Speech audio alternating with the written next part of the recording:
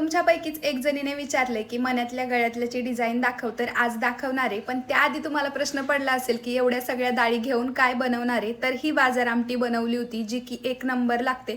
आता आमटी बनवलीच होती तर आहो बोलले की ज्या बेसन फोडी बनवतो ना आपण, तर त्या बनव, खूप छान लागतात. तुमच्या इकडे बनवतात की नाही नक्कीच सांगा. छान असं जेवण केलं आणि यांचं सारखं चाललेलं असतं, तुझं माझं जमेना आणि तुझ्या वाचून करमेना. आता आवरून बाहेर निघालो होतो कार्तिकीकडे जाण्यासाठी, कारण त्या दिवशी गॅस संपला होता. तेव्हा त्यांच्याकडून सिलेंडर तर घेऊन आलो, पण रिकामा सिलेंडर द्यायचा बाकी होता, त्यासाठीच गेलो होतो. तिथे गेलं की तिने आमच्यासाठी आईस्क्रीम आणल्या होत्या.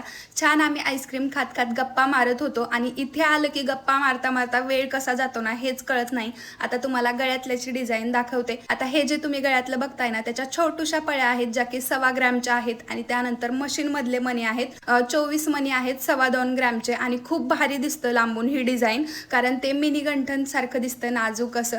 तुम्ही स्क्रीनशॉट काढून ठेवू शकता जर तुम्हाला ओवायचं असेल तर. भेटू परत, बाय.